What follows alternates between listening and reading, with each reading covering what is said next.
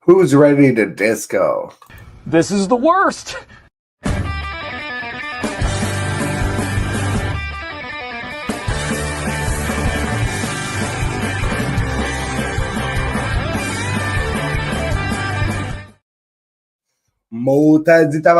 Welcome into the Worst Fantasy Show. I am your host with the least, Jack Lusney, coming to you a little bit under the weather on this Thursday night.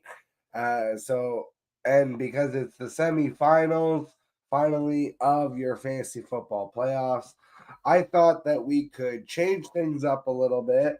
I thought it would be more fun to do some best ball drafts. We're going to be doing them over on Drafters.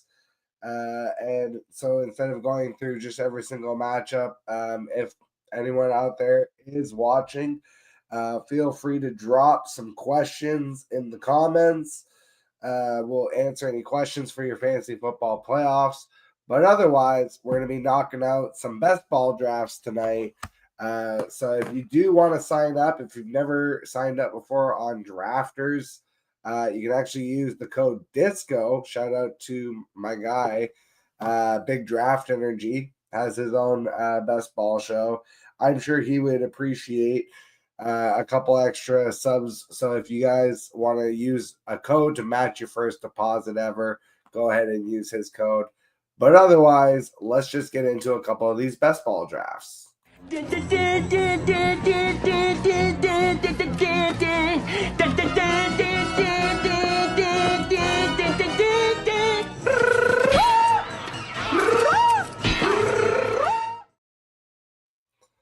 All right, so I've already got us up and posted here. Let's go ahead. We're going to be doing a Sunday splash. So this is the little splash. Only $3.30 per entry. I've already knocked out like 29 of these. So we're gonna wait for a couple people to join. If I seem semi-distracted, it's just because I'm also literally right in the middle of drafting some dangles after dark, some hot fantasy hockey. But we're gonna focus on the football here. So while we're waiting, we can go look at some of the stuff I've already done.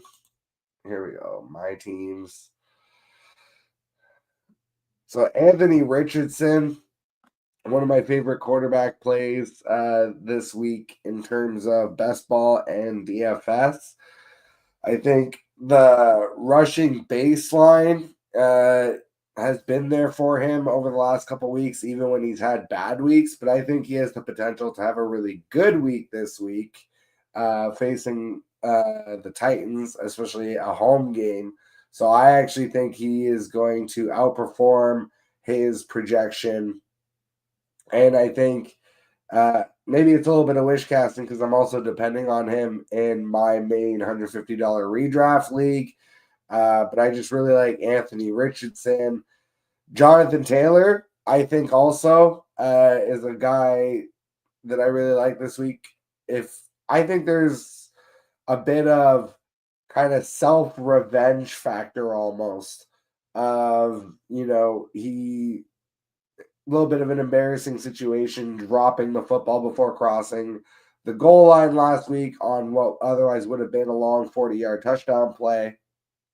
So I think that he could be a really solid play this week, again, in your best ball lineup. And he's going really late. Like, I've been taking him in the last rounds, kind of stacking my wide receivers early. You can see with Chase, Puka, BTJ, and Devontae in the flex. And trying to hit on some different quarterbacks. I've got Sam Darnold, Jaden Daniels. There's another A-Rich share, Jalen Hurts, Stafford even, just really kind of moving it around. I was really in on the Joe Burrow Cincinnati matchup before Cleveland decided to go ahead and bench Jameis Winston for DTR. Now I am a little bit scared off by Joe Burrow. I mean, in your redraft leagues and stuff like that, you're obviously still going to be starting him. but I would just maybe like temper expectations. More so like if you're chasing the big stat line in your best ball lineups. Excuse me. I do really like Chase Brown this week, though. I've got tons and tons of Chase Brown, both with and without Joe Burrow. One of my favorite running back stacks right off the top, actually, and I think I'll have a couple of them later here. But let's see. I did so many of these. Let's go a little bit further. Brees Hall is another super late click that I really like this week. And he's the one that I actually won with earlier this year. So this is a contest I took down. I think it was week 6 or 7. Here it is. Perfect. Jahmyr Gibbs and Chase Brown. That's one of my favorite running back stacks. Very attainable. Even when I was taking Gibbs at 101, 102, Chase Brown was often making his way back around to me on the turn. So very manageable to get that stack. AJ Brown is still going way too late. I think that Philadelphia-Washington matchup, hoping it turns into a bit of a shootout, I think potentially could be a shootout. I've been taking both sides of it. I've been taking AJ Brown, Jalen Hurts stacks. I've been taking some Terry McLaurin and Jaden Daniels stacks. I've been taking naked Jaden Daniels. And I've even taken AJ Brown and Terry McLaurin like on the same team. So, just really mixing stuff in there. Even throwing a Caleb Williams share in as far as the quarterback, trying to get differentiators. Like this one, you can say I really loaded up my running backs early: Gibbs, Bijan, and James Conner. And then coming back with Devontae, AJ Brown, and JSN. Like getting those wide receivers in kind of the middle rounds. George Kittle and obviously Caleb Williams was my last pick in that situation. But the last time that they played Detroit, he went over 303 300 passing yards, 3 touchdowns. So I do like Caleb Williams this week. I'm going to have to adjust some of these Joe Burrow shares. Ooh, definitely got to swap this Brenton Strange out because he's dealing with an AC joint. Hunter Henry, as far as like a late click for tight end, I think it's an amazing matchup against Buffalo. Buffalo's been getting roasted on defense. And granted, New England, not the same high-powered offense, but I definitely think they can do some damage. Maybe actually we swap out Burrow because of the DTR situation. And I was going to go for A-Rich actually, but we have Jaden Daniels just sitting right there. I do really like the swap out ability. Yeah, you know what? I've got Terry McLaurin on this build. Let's stack it with Jaden Daniels. I love the swap out ability on drafters. If I want to swap a guy out of my lineup, it's much easier to do. Whereas on if you're playing over on Underdog, which is obviously the more popular platform, it's an automatic sub. So you can manually sub your players on drafters, which is one thing I like. Also, the competition. Like, granted, the prize pool is obviously less, but so is the competition. This $3.30 draft that I'm doing is max 2,500 entrants. So you will have a 1 in 2,500 shot of winning. Same with if you're looking at the other larger contest. If we go back to the lobby here, the $11 Sunday Whale, $1,000 entrance. Sorry, $1,000 entrance. 1,000 entrants total. So if you're playing in the Whale, you basically have a 1 in 1,000 chance for every entry that you do. We should fill up any minute now or any second now. Just waiting for that last spot to fill up for the little splash. Does take a little bit longer over on Drafters, fill your lineups, but I don't hate that. I've done all of my lineups manually, which is one thing that I enjoy. So yeah.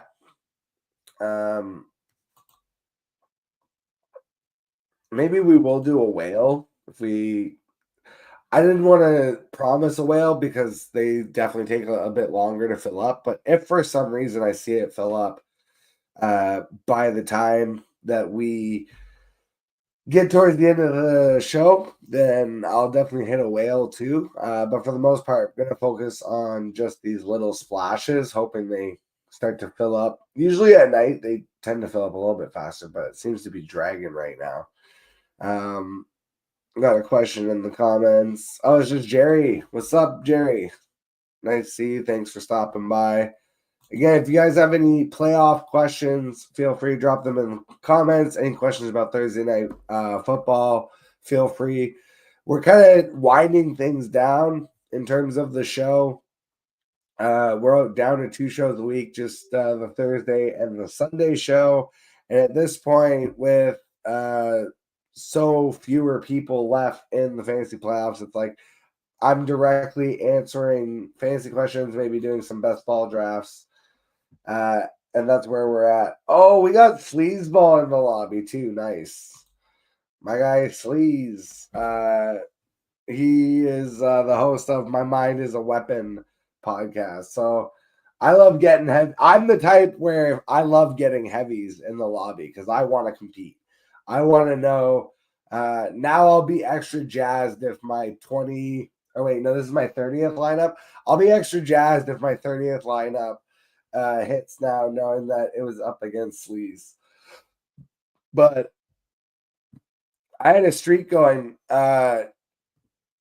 Just in general, whether you're on Underdog or whether you're on Drafters or DraftKings, it doesn't matter what app, just a good rule of thumb is the earlier that you can get in those lobbies, the better it is for you. Because, yes, there's definitely the disadvantage in a sense of news can hit later and maybe you have a player that's not available, especially like if you're on Underdog. And again, you can't do those manual subs. On Drafters, you can manually sub players in and out of the lineup. So that's not really an issue.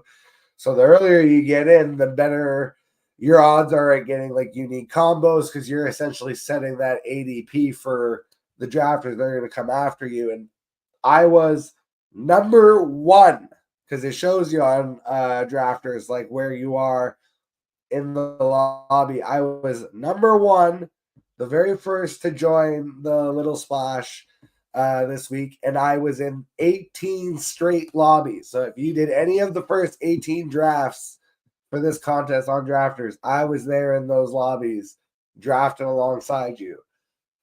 And now this is going to be number 30 that we're doing.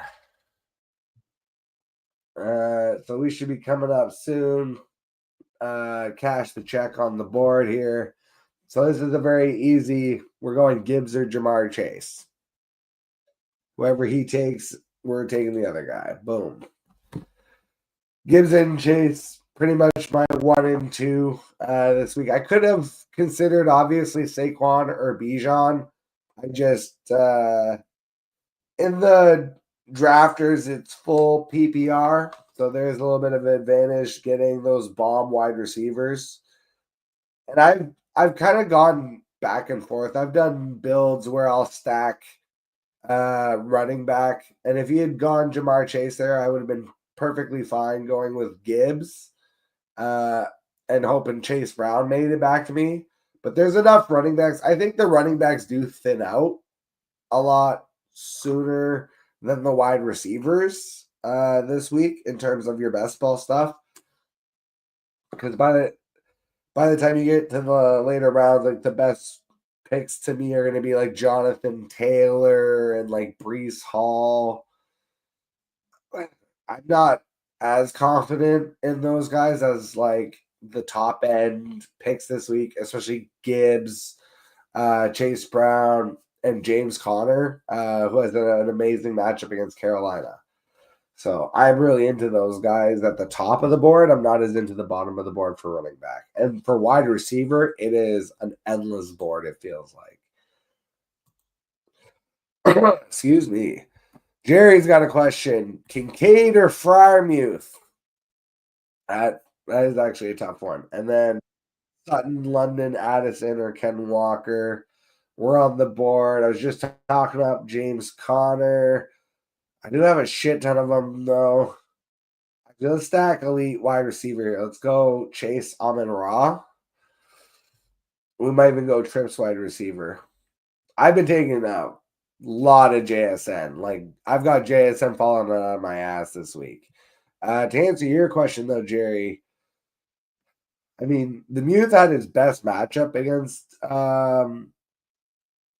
Cleveland and Cincinnati. I don't know that he did as well against Baltimore, and that actually scares me.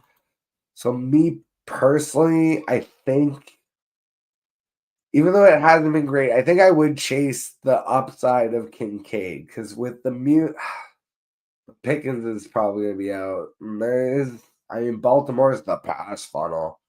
No, I think final answer, actually, I'm going to go Muth. And out of Sutton, London, Addison, or Ken Walker, I mean, I can't not play Cortland Sutton. He's just been so dominant, getting like 10 to 12 targets a game. Like, I know Addison can definitely pop, and he's the other one I would be looking at pretty hard.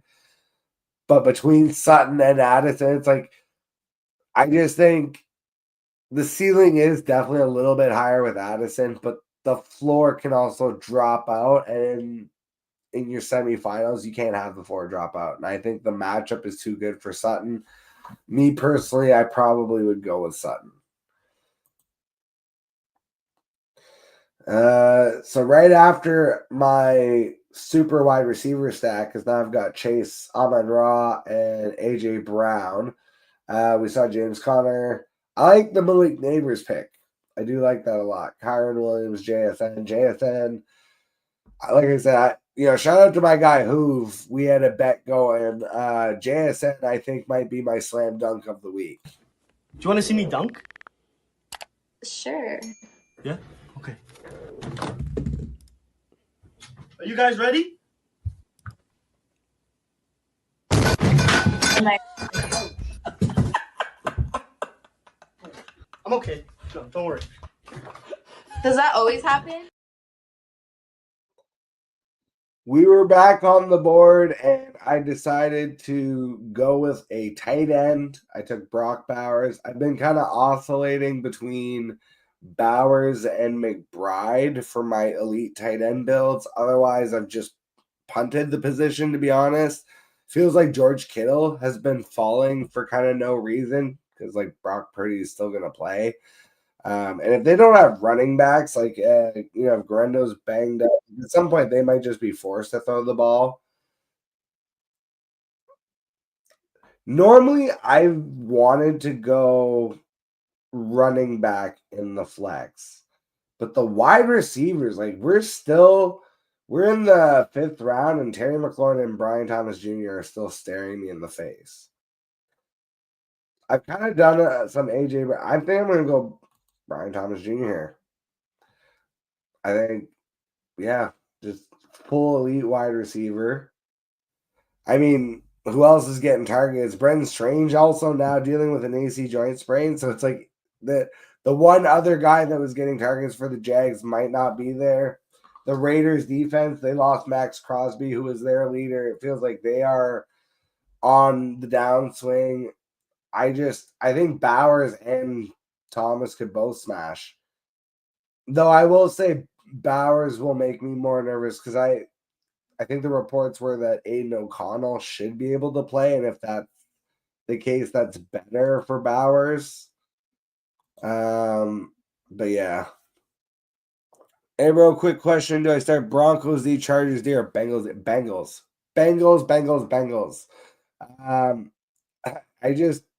I don't see. I think the only way that Broncos D or Chargers D outperforms Bengals D is somehow on turnovers. But, like, in what world is Dorian Thompson? someone had shared a stat of like, I don't think DTR has ever gone over like 20 fantasy points in his entire career. Like, I just don't see any way in terms of like your safe floor pick. There's just no way that DTR is going to get anything done on a 3-11 Browns team, even with Jerry Jeudy playing out of fucking mind right now. Oh man, we've got Hurts and Daniels. Do we stack? Oh, yeah, I didn't take McLaurin, so I guess we're going to stack Hurts. That makes more sense. That was an easy pick. And then we've got Breece Hall and Jonathan Taylor just still hanging around for running backs. And I think this could be a good Breece Hall week. Shout out to Jason Moore of the Fantasy Footballers also mentioned it. I'm just pulling up the matchups too. I just wanted to like really vet. I mean, yeah, Broncos Chargers tonight. Yeah, no, I'm going with the Bengals, man. Like I think DTR is trash. He should not be starting. I don't understand why. I don't care how bad Jameis Winston is. Like, you knew what he was. He's the 30 for 30 guy and not the ESPN documentary. The guy that threw 30 touchdowns, 30 interceptions. But DTR is not doing any better. I think he's in there to lose you games. So, yeah. And the Bengals still have an outside chance at the playoffs. So I'm going with that. Was you able to get into DNO? If so, are you still in it? Sorry, Jerry, I don't know what DNO stands for. So I can tell you I am in I got eliminated from Scott Fish Bowl. I'm still in the Warrior Bowl. That one I'm still in the playoffs and fighting for my life. I got eliminated from Megala Bowl, sadly. My first year making the playoffs. Oh, DNO. Actually, yes. Okay. Sorry. Now I know it. I've got too many fucking leagues, Jerry. I pulled it up. I got you now. Draft night out. Now I remember. Yes, I am in the semifinals, actually. I am taking on the 1 seed. And I'm hoping on the other side of the bracket that my guy JC pulls off the win. He is the 2nd seed, because I would love to take on JC of Sports Affiliate. I would love to take him on in the finals. I think everyone's deserving who made it, but yeah, I am still hanging in there. You know what's funny about this league is I started really badly. Like, I was 2-5 at one point, and I managed to turn it around. Okay. 2 scroll down running backs that I really like this week. DeAndre Swift revenge game against the Lions, I think, is a sneaky start. And I also like Ramondre Stevenson. He has either really bad weeks or he has really good weeks, like with the double touchdowns. I think Ramondre in that high-flying Buffalo matchup, I really like that. So, final team here. We have another Jalen Hurts, AJ Brown stack, but we elite wide receiver with Chase, Amon-Ra, and BTJ. We put Jonathan Taylor and Ramondre together, and Brock Bowers for an elite tight end. I don't hate that at all. All right, let's see if we can knock out another one of these. Oh, man. Well, I'm going to have to talk a little bit while we wait for that.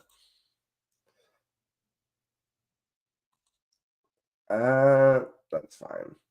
Oh, you know, it might not take as long as I think. Yeah, I appreciate it, Jerry, for draft night out. Yeah. So I was in, for those not familiar, I went to the Fantasy Football Expo. That's what Jerry is referring to. And draft night out it was like, first of all, sponsored by In Between Media. Shout out to Seth Wilcock and the gang. But Draft Night Out is essentially like all these different leagues that we meet up. Like, they meet up at this like restaurant, and we all draft, like do in-person drafts, and there's all these different kind of leagues.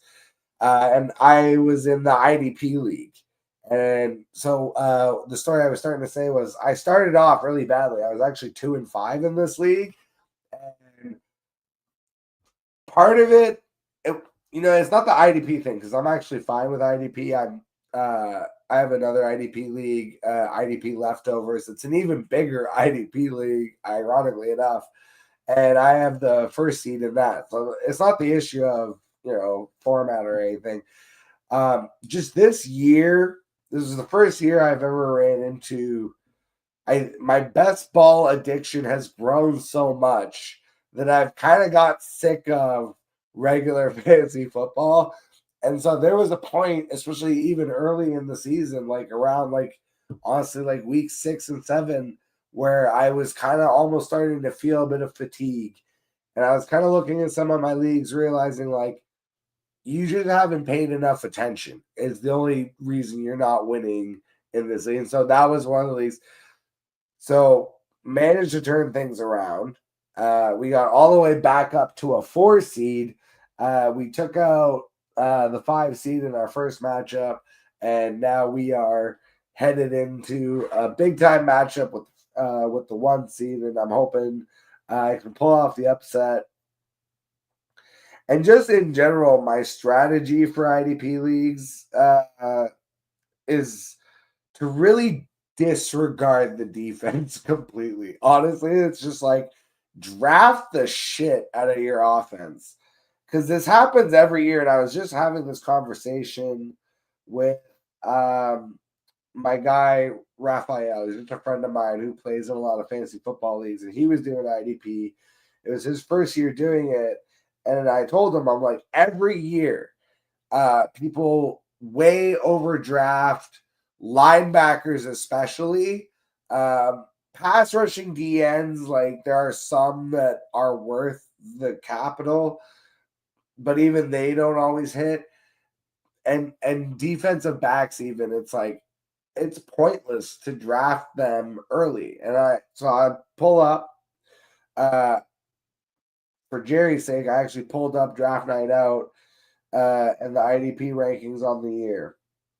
So your number 1, TJ Watt. This is for defensive linemen. Your number 1, TJ Watt. That makes sense. Your number 2, Andrew Van Ginkel. He was a waiver ad. Your number 3 is on my team, Nick Benito. Nobody's ever heard of that guy. I added him from waivers November 19th for $0.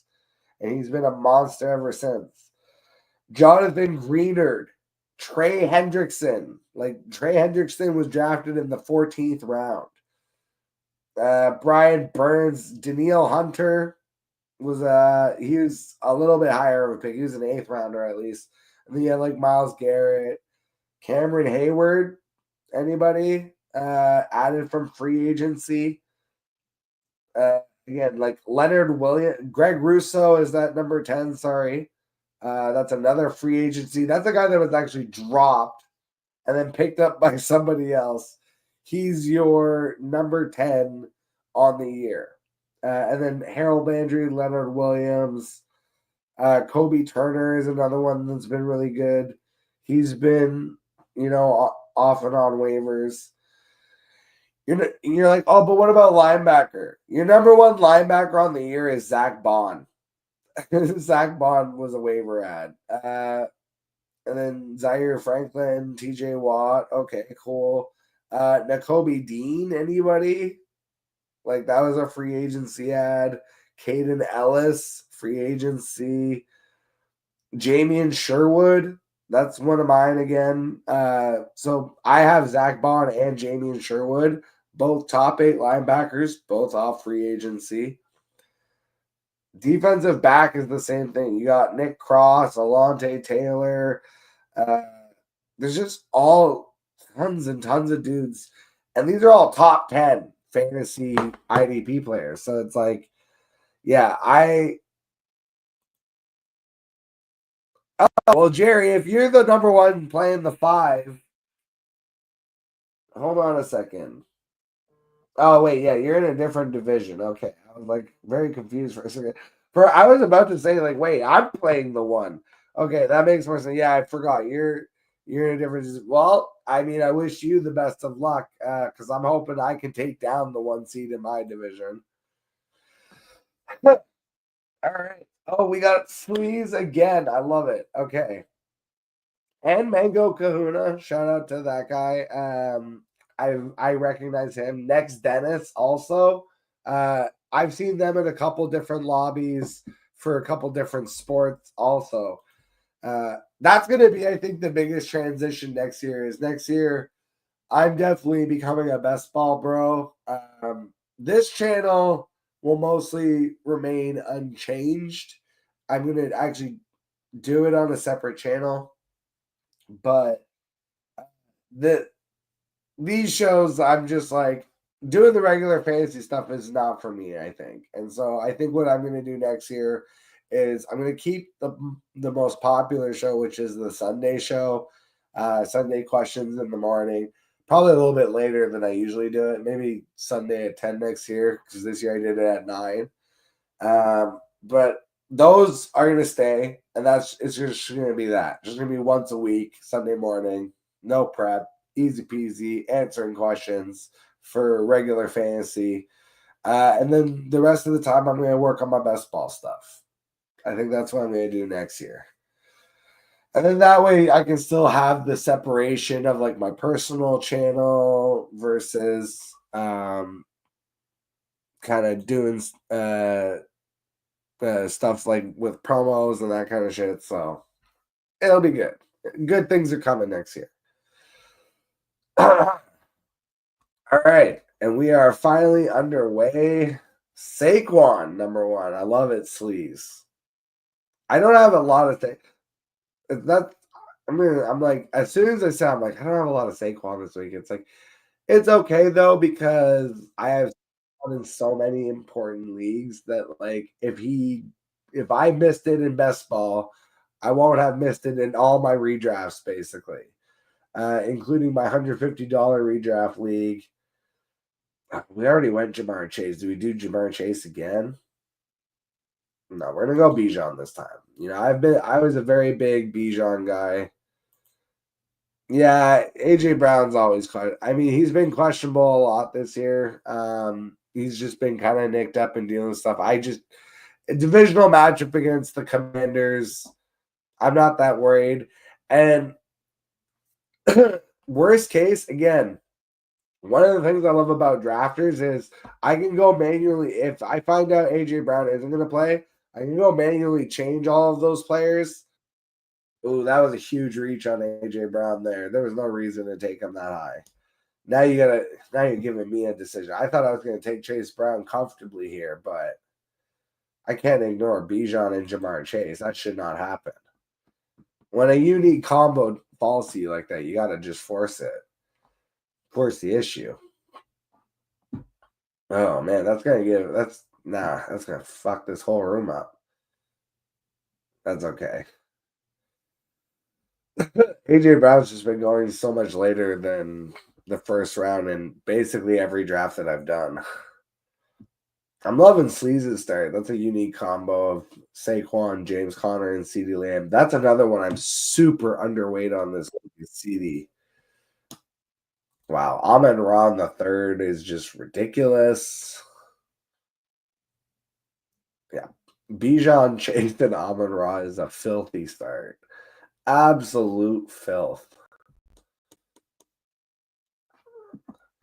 This is where it's like I'm totally fine ignoring running backs and JSN's been like one of my favorite clicks. Do we jump the gun on the tight ends? I don't think we need to for this build. Yeah, you know what? Let's just take JSN. He's been one of my guys the last couple weeks, which is so funny because, again, I bet against him. I didn't bet against him. I bet on Ladd McConkey is what it is. I thought Ladd McConkey would have a much better season. And really, I thought Justin Herbert would have a much better season. And Ladd's been great. Like, Ladd McConkey's had great games, but he just hasn't been as good as JSN. So shout out to my guy, Hoove. We basically agreed that, like, we both won the bet, though, because, like, both players have been really good. and played above expectations. But JS has definitely been the better fantasy asset than Ladd McConkey. I can admit that. Now in Dynasty, still one. No, it's still JSN. I'm just fucking around. This is just a crazy start though. Bijan, Chase, Amon Ra, and JSN. I do like that Sleeves wasn't afraid to take Hurts, even though he already has Saquon. I've done that big stack a couple times. Both the elite tight ends go off the board right in front of us, and I am not reaching for that. So I don't know what the running backs are so far down. You know what? Fuck it. Let's take Kittle. I don't know why Kittle's been pushed down, but to me, he's just as elite of a tight end. I bet if I take Scary... Oh, I know I can, actually. You know what? Let's do that. We'll take Scary Terry, because we know for sure now that Jaden Daniels is going to come back around. And that's something that's, just important strategy. Look, quarterback. I know none of them can take a quarterback.